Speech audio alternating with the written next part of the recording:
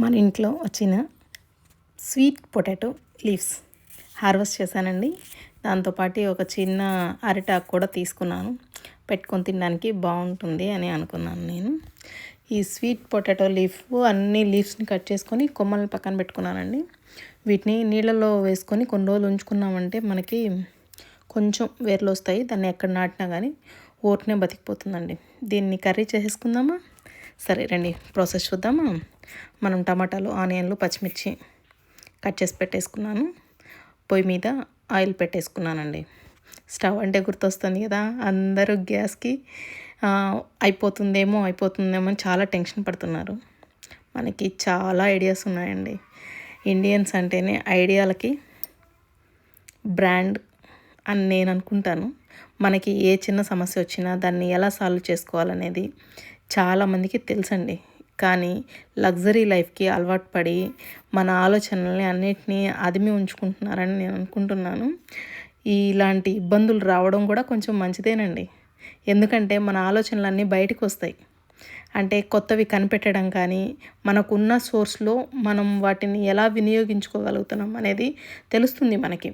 ఈజీగా ఒకటి వస్తుంది అంటే ఈజీగా వచ్చేదాన్ని ఎవరైనా కానీ వాడుకోవాలని చూస్తారు, కానీ కష్టంతో చేయాలని ఎవరు అనుకోరు కదా. మన ఇండియన్స్ మెంటాలిటీ అలానే ఉంటుందండి.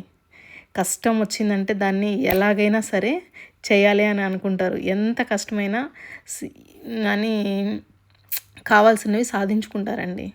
వాటిని బయటపడాలంటే కొన్ని చిన్న చిన్న కష్టాలు తప్పవండి. అందుకోసమే ఎవ్వరు కూడా గ్యాస్ సిలిండర్స్ కోసం ఇబ్బంది పడకుండా మనకున్న సోర్స్ని, అంటే ఇప్పుడు చాలామంది పాత పొయ్యలు, స్టవ్లు అన్నీ బయటికి తీస్తున్నారండి. పొట్టు పొయ్యలు చేసుకోవడము, కట్టెల పొయ్యలు చేసుకోవడము, అవి అలవాటు చేసుకుంటున్నారు. చాలా మంచిదండి. గోబర్ గ్యాస్ కూడా వస్తే బాగుండు అని నేను అనుకుంటున్నాను. ఎవరికి వీలైంది వాళ్ళు చేద్దాము. మనం తిరగమాత పెట్టేసుకొని మనం టమాటా కర్రీకి వాడ్చుకుంటాం కదా, అలా వాడ్చుకొనేసి మనం ఆకుకూర సన్నగా తరిగేసుకొని వేసుకొని బాగా ఉడికించుకోవాలండి.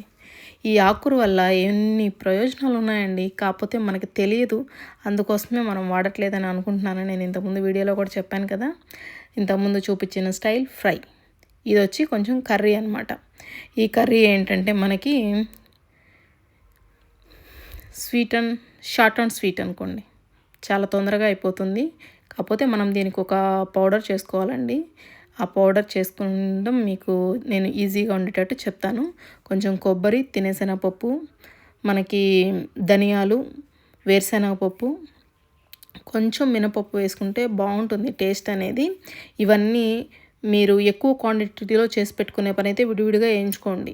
కొంచెం క్వాంటిటీ అనుకోండి, అన్నీ కలిపి వేయించుకున్నా పర్లేదు. కానీ వేరుశనగపప్పు తొందరగా వేగదండి, అందుకోసమని దాన్ని వేరుగా వేయించుకోండి. దీంట్లో ఒక 2 ఎండుమిర్చి వేసుకున్నా కానీ బాగుంటుందండి. అంటే మనకి కొంచెం స్పైసీ తినాలనుకున్నప్పుడు ఎండుమిర్చి వేసుకోవాలి. మనం ఆల్మోస్ట్ కర్రీలో పచ్చిమిర్చి బాగానే వేసాం ఎక్కువగా. నేను అందుకోసం అని చెప్పి 3 ఎండుమిర్చి వేసానండి. నేను ఎండుమిర్చి కూడా త్వరగా వేగదు కాబట్టి నేను వేరుశనగపప్పుతోనే వేపేసుకుంటున్నాను. వీటన్నిటిని బాగా వేపేసుకొని మనం బాగా మిక్సీ చేసేసుకున్నాం. ఈ ఆకుకూర వారానికి 2 సార్లు తింటే చాలండి. ఎంత తక్కువ బ్లడ్ ఉన్నా కానీ మంచి ఇంప్రూవ్మెంట్ వస్తుంది. నేను కొబ్బరి గ్యాస్ ఆపేసి వేశాను. తెల్లగడ్డలు కానీ కొబ్బరి కానీ గ్యాస్ ఆపేసిన తర్వాతే వేయాలి. కొంచెం ఉప్పు వేసుకొని మిక్సీ పట్టేసుకున్నామంటే మన కూరలో వేసుకోవడానికి పౌడర్ రెడీ అయిపోతుందండి. దీనికి యూజెస్ మీకు రక్తం పట్టడానికి చెప్పాను కదా, అంతేకాకుండా జీర్ణక్రియ, కొంచెం మలబద్ధకం అలా ఉండే వాళ్ళకు కూడా చాలా బాగుంటుందండి. ఎందుకంటే ఈ ఆకుకూర వల్ల ఫ్రీ మోషన్ అవుతుంది మీకు. కాకపోతే కొంచెం తక్కువ తినండి, అంటే వీక్లీ వన్స్ కానీ మంత్లీ ట్వైస్ కానీ అలా తింటే చాలా మంచిది. ఇది డైలీ తినడం వల్ల కొంచెం వేడి ఎక్కువ ఉంటుందని నేను అనుకుంటున్నాను. పూర్తిగా అయితే నాకు తెలియదండి. శరీరంలో మీకు ఎలాంటి రక్తహీనతలు అలాంటివి ఉన్నా కానీ మంచిగా క్యూర్ అయిపోతాయి. బ్లడ్ బాగా పడుతుంది, ఇమ్యూనిటీ పెరుగుతుందండి. కండ బలానికి కూడా ఈ ఆకుకూర చాలా మంచిగా ఉపయోగపడుతుంది. ప్రోటీన్స్ కూడా వస్తాయండి.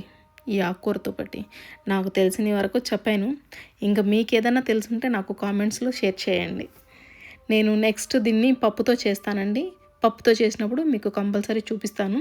చూసారా? నా ప్లేటింగ్ ఎలా ఉందో చూపిస్తాను రండి. ఇదేనండి నా ప్లేటింగ్. 2 ఉడకబెట్టిన ఉల్లగడ్డలు పెట్టేసుకొని తిన్నా చాలా బావుంటుందండి. ట్రెండింగ్ సురేఖ యూట్యూబ్ ఛానల్‌ని సబ్స్క్రైబ్ చేసుకోండి. షేర్ చేయండి, లైక్ చేయండి, కామెంట్ చేయండి ప్లీజ్. Thank you.